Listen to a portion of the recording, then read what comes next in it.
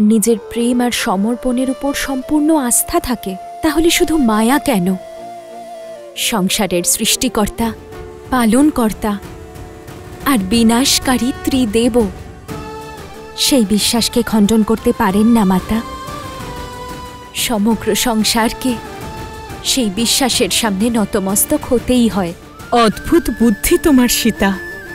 তোমার বিচার এবং বুদ্ধি আমার মন জয় করেছে। তুমি আমার মনে নিজের জন্য একটা বিশেষ স্থান করে নিয়েছো সীতা। আমি তোমায় কিছু দিতে চাই।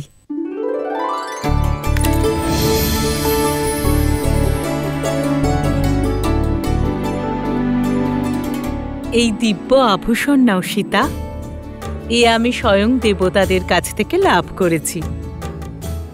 না মাতা, আমি এটা কি করে? মাতা বলছো, অথচ মাতার দেওয়া উপহার কি করে অস্বীকার করতে পারো?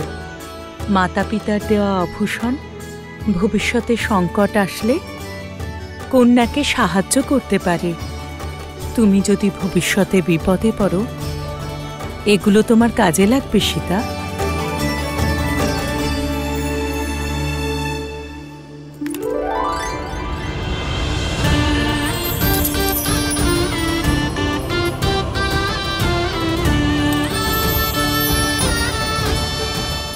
একদম মা লক্ষ্মীর মতো দেখতে লাগছে তোমায়।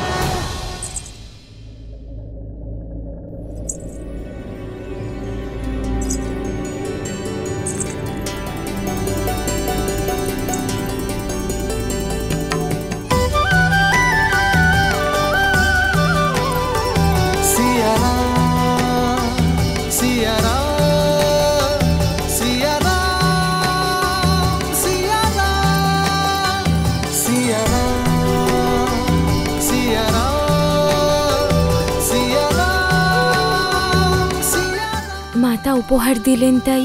উপহার নয়, ভালোবাসা। মাতার গৃহ থেকে কোনো কন্যা খালি হাতে যেতে পারে নাকি? রাম, কন্যা মাতার আজ্ঞা মেনে নিয়েছে, এবার তুমি আমার আজ্ঞা মেনে নাও। সীতাকে দণ্ডকারণ্যের মতো মায়াবী স্থানে নিয়ে যেও না, এ তার জন্য সুরক্ষিত হবে না। আর্য, আমার মনে হয় আপনার এই ভয় অনুচিত। আমি সীতার তেজ আর সংকল্প অনুভব করেছি। যে পথে ওরা দুজন যাচ্ছে, সেখানে রাম সীতাকে সুরক্ষা করবে না, বরং রামের সীতার সঙ্গ আর সাহায্যের প্রয়োজন হবে। রামের শৌর্য আর সীতার পতিব্রতা ধর্মের দ্বারা ওরা যে কোনো সংকট পার করে যাবে। ঋষিবর, আপনার স্নেহ এবং আতিথেয়তার জন্য আমি কৃতজ্ঞ, কিন্তু কর্তব্য পালনের জন্য আমাদের যেতেই হবে। দণ্ডকরণ্যের ঋষিদের আমি সাহায্য করব বলে কথা দিয়েছি। তাদের মনে আশা জাগিয়ে আমি তাদের আশাহত করার মতো পাপ করতে পারবো না। এবার বিদায় দিন ঋষিবর, আর আশীর্বাদ করুন। সন্ধ্যা হয়ে এলো,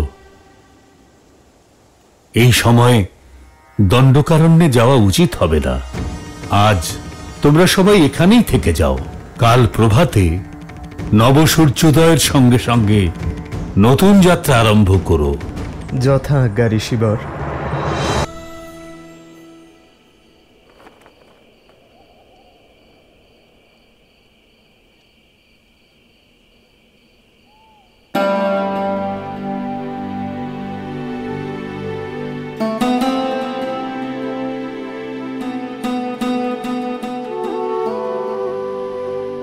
আজ আমার সীতা কোথাও হারিয়ে গেছে। আপনার সামনেই তো আছি। আমি তো সাক্ষাৎ দেবী লক্ষ্মীকে দেখতে পাচ্ছি। এমন উপমা আমায় দেবেন না আর্য। আমি শুধু সীতা, আমার বনবাসী রামের সাধারণ স্ত্রী। তোমার এই সারল্য, তোমার সমর্পণ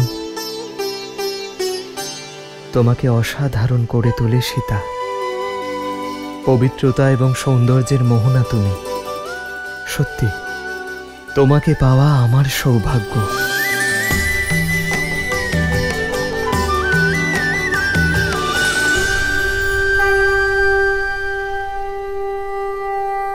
বিজয়ী ভব। দীর্ঘায়ু হও। রাম, মাতার এই শিক্ষা স্মরণে রেখো। লক্ষ্য যত বড় হয়, পথ ততই কঠিন হয়। অজানা সংকট দিয়ে ঘেরা ওই স্থান।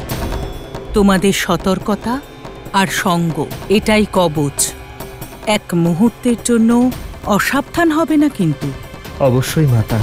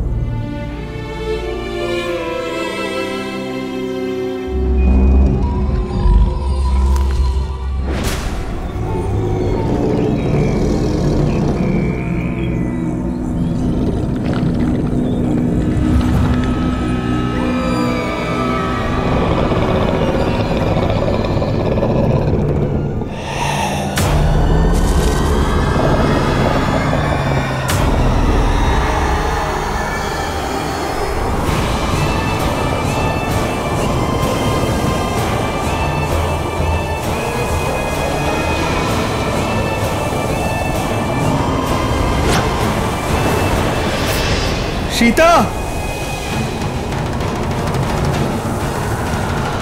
দাদা, এই কেমন মায়াবী ঘূর্ণিঝড়!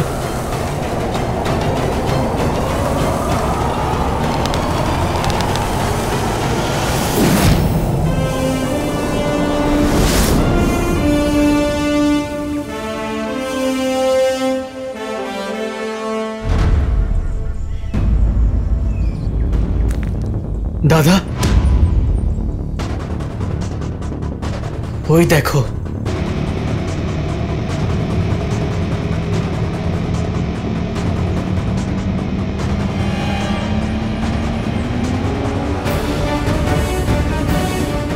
ওই মহাপাপী বিরাট যুবতী নারীদেরই নিজের লক্ষ্য বানায়।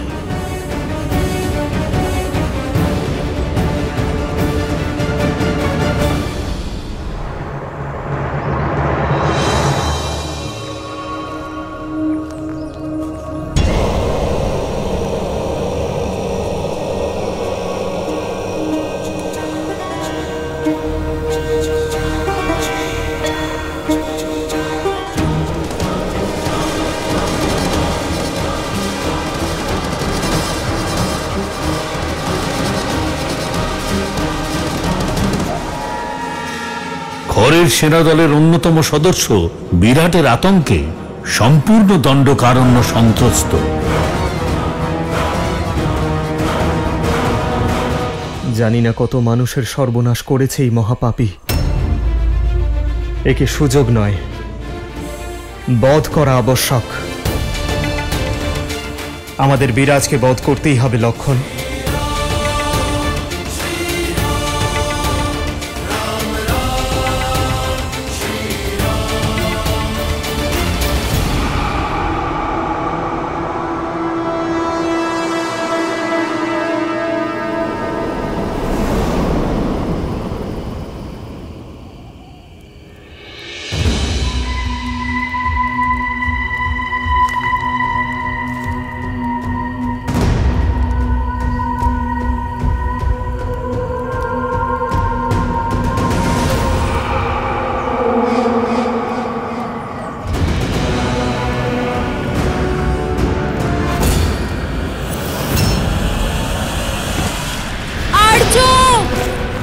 সীতা, সীতা! শ্রীরাম, ভ্রাতা লক্ষণ, রক্ষা করো।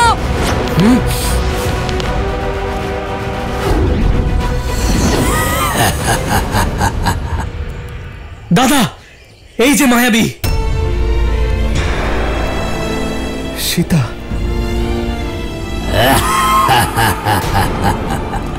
আর্য, ভ্রাতা লক্ষণ, রক্ষা করো।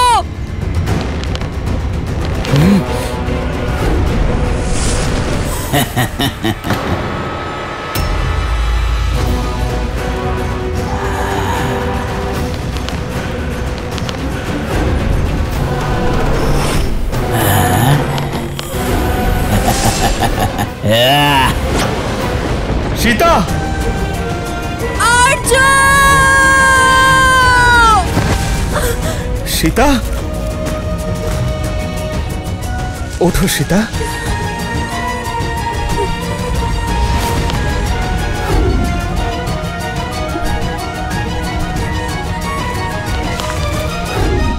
দাদা, ওর ওপর আমাদের তীরের কোনো প্রভাব পড়ছে না। আমার আহারে বাধা দিতে এসেছো? সবার আগে তোমাকে শেষ করব।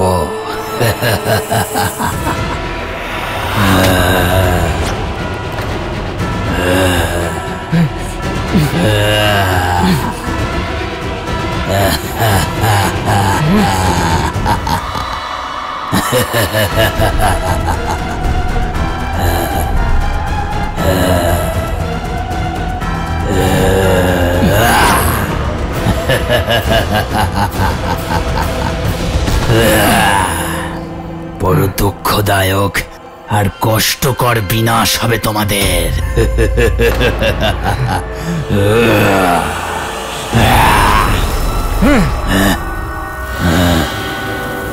দাদা, এই দুষ্টের ওপর তো আমাদের সমস্ত অস্ত্রই প্রভাবহীন। এখন আমরা কি করব? একজন বীরের সব থেকে বড় অস্ত্র তার নিজের শক্তি হয়। লক্ষণ, লক্ষণ, মল্লযুদ্ধের প্রশিক্ষণ মনে আছে তো?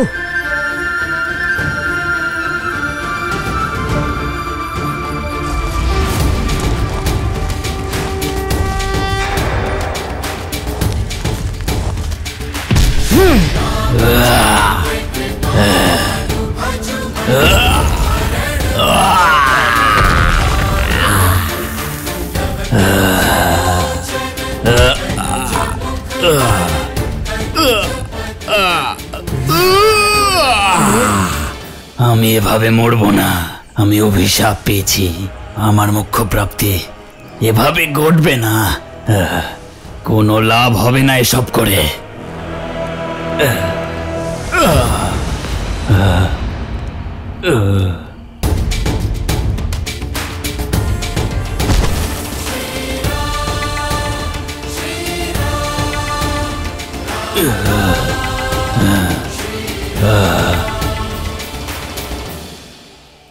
আমাকে জীবিতাবস্থায় মাটিতে পুঁতে দিন রাঘব, তবেই আমি এই নারকীয় জীবন আর এই অভিশাপ থেকে মুক্তি পাব। তুমি কি অভিশাপ পেয়েছো?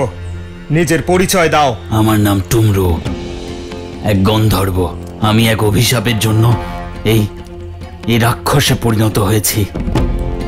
কামের বশীভূত হয়ে আমি কুবেরের পুত্রবধূ রম্ভার উপর কুদৃষ্টি দিয়েছিলাম। কুবেরের সভায় তার স্বামীর কাছে নিয়ে যাওয়ার পরিবর্তে তাকে অপহরণ করে তাকে বিবাহ করার চেষ্টা করেছিলাম। আর সেই দোষেই কুবের আমাকে নারীদের অপহরণকারী রাক্ষস হওয়ার অভিশাপ দিয়েছিলেন। আর মোক্ষ প্রাপ্তির একটাই উপায় ছিল, শ্রীরাম, যিনি আমাকে উদ্ধার করবেন। আপনার কোনো অস্ত্রশস্ত্র আমার উপর কাজ করবে না। তাই হে প্রভু, আমাকে মাটিতে পুঁতে দিয়ে আমাকে এই অভিশাপ থেকে মুক্তি দিন। কিন্তু আমি কেন? কারণ আমার এই অভিশাপ আর কষ্টের সমাপ্তি তিনিই ঘটাতে পারেন, যিনি সারা জীবন নারীর সম্মান রেখেছেন, যিনি কখনো কোনো পরস্ত্রীর ওপর কুদৃষ্টি দেননি। আমি মোক্ষ প্রাপ্তির উদ্দেশ্যে না জানি কত ঋষি মুনি আর দেবতার শরণাপন্ন হয়েছে, কিন্তু সকলের মনেই কোনো না কোনো পর স্ত্রীর প্রতি কাম ভাবনা অবশ্যই জেগেছিল প্রভু। রাঘব, এই সংসারে কেবলমাত্র আপনি যিনি সম্পূর্ণ পবিত্র, সেজন্য হে রাম আমাকে সহায়তা করুন আর আমাকে এই অভিশাপ থেকে মুক্তি দিন। ডুমরু, তোমার জীবন সমগ্র সংসারের জন্য একটি শিক্ষা। নারীদের মান, তাদের সম্মান দেওয়ার পাঠ এ অধ্যায়। আমার তোমাকে দেখে দয়া হচ্ছে, আর আমি তোমার কষ্ট বুঝতে পারছি। সেই জন্য আমি তোমাকে মুক্তি পেতে সাহায্য অবশ্যই করব। কেবলমাত্র ঋষি অগস্ত্যই রাক্ষসরাজ আর তার বিনাশের উপায় জানেন। তাহলে তো আমাদের এখনই রওনা দিতে হবে।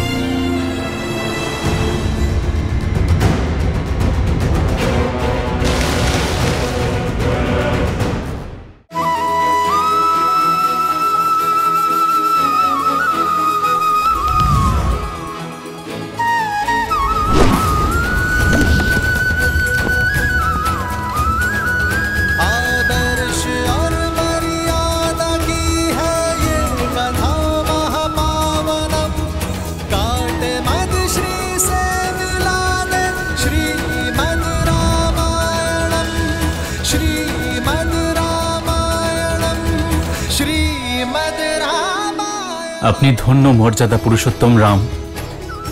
আপনি আমাকে মুক্তি দিলেন। আমি এক গন্ধর্ব, সঙ্গীতই আমার জীবন এবং আমার ধর্ম। এখন থেকে আমার সঙ্গীত সর্বদা আপনারই গুণগান করবে। আপনি এখন দক্ষিণ দিকে পঞ্চবটী আশ্রমের দিকে যান। ওখানে অগস্ত্য ঋষির আশ্রম আছে। দণ্ডকারণ্যে সবাই রাক্ষসের ভয়ে আতঙ্কিত, আর সে রাক্ষসদের রাজা হলেন মহাবলী লঙ্কেশ রাবণ। রাবণের অধর্ম আর তার অত্যাচারের কোনো সীমা নেই।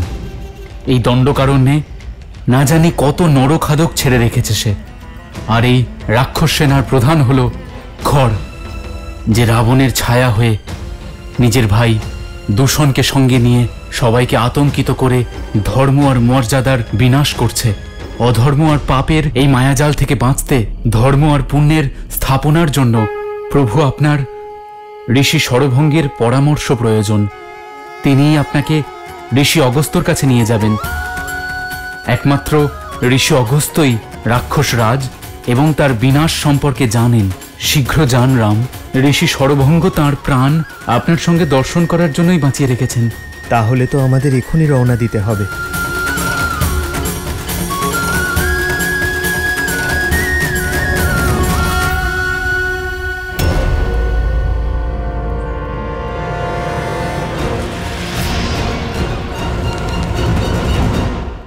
ওপারে যাওয়ার জন্য জলের স্তর কম হওয়া পর্যন্ত অপেক্ষা করতে হবে। যে নিরাশাবাদী হয় সে পরিস্থিতি অনুকূল হওয়ার জন্য অপেক্ষা করে, কিন্তু যে কর্মের উপর বিশ্বাস রাখে সে পরিস্থিতিকে অনুকূল করে নেয়। দাঁড়াও লক্ষণ। দাদা, ও নিশ্চয়ই কোনো রাক্ষসদের গুপ্তচর। ও তার সঙ্গী সাথীদের আমাদের খবর দেওয়ার আগেই আমায় ওকে বধ করতে দাও। লক্ষণ, পেছন থেকে আঘাত করা ধর্ম বিরুদ্ধ লক্ষণ। আর এটাই বা কি করে মেনে নি যে সে একজন গুপ্তচর? রঘুকুলের মর্যাদা এবং সম্মান তাদের বংশধরদের শৌর্যে লক্ষণ, কুটিলতায় নয়। তাহলে তো আমাদের ওর পিছু নেওয়া উচিত দাদা। এখন ওই আমাদের ঘরের কাছে নিয়ে যেতে পারে। লক্ষণ, আমাদের উদ্দেশ্য কেবল খড়কে বধ করা নয়, সমগ্র রাক্ষস রাজ্য নির্মূল করা। আমাদের ঋষি শরভঙ্গের কাছে যাওয়া উচিত। এখন শুধু উনি আমাদের পথ দেখাতে পারবেন। ঠিক আছে দাদা। স্বামী, শ্রীরামের কাহিনী শুনতে আমার খুব ভালো লাগে, কিন্তু বনবাসের এমন কিছু মুহূর্ত আছে যা আমাকে আহত করে।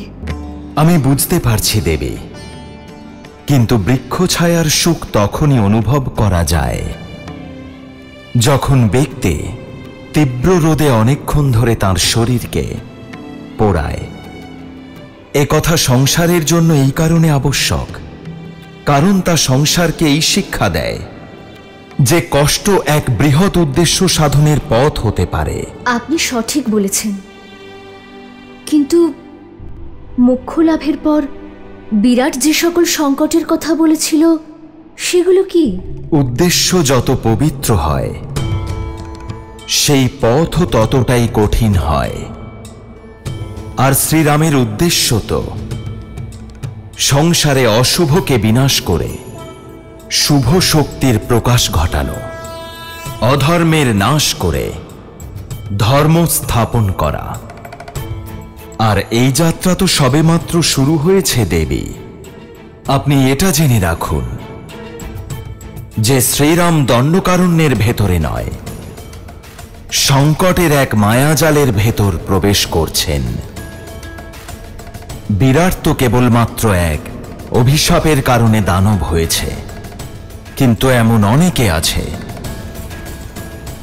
যাদের স্বভাব পাপ কর্ম করা, যারা ঋষি মুনি আর সজ্জন ব্যক্তিদের কষ্ট দিতে আনন্দ পায়, তাদের বিনাশ শ্রীরামকেই করতে হবে। ভগবান বিষ্ণুর অবতারের কাছে এমন কোন কঠিন কাজ হতে পারে?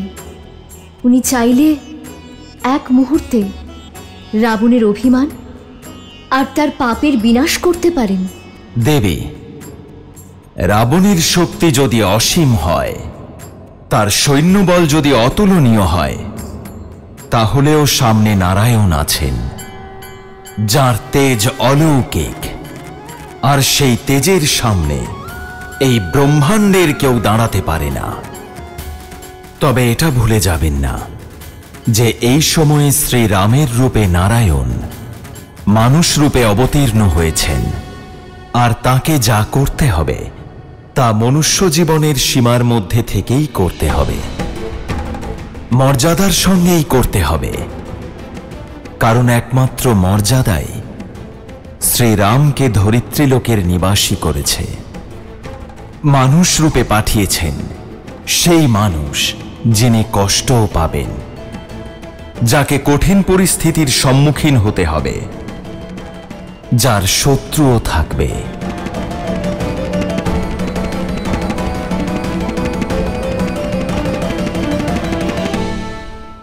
ওপারে যাওয়ার জন্য জলের স্তর কম হওয়া পর্যন্ত অপেক্ষা করতে হবে। যে নিরাশাবাদী হয় সে পরিস্থিতি অনুকূল হওয়ার জন্য অপেক্ষা করে, কিন্তু যে কর্মের ওপর বিশ্বাস রাখে সে পরিস্থিতিকে অনুকূল করে নেয়।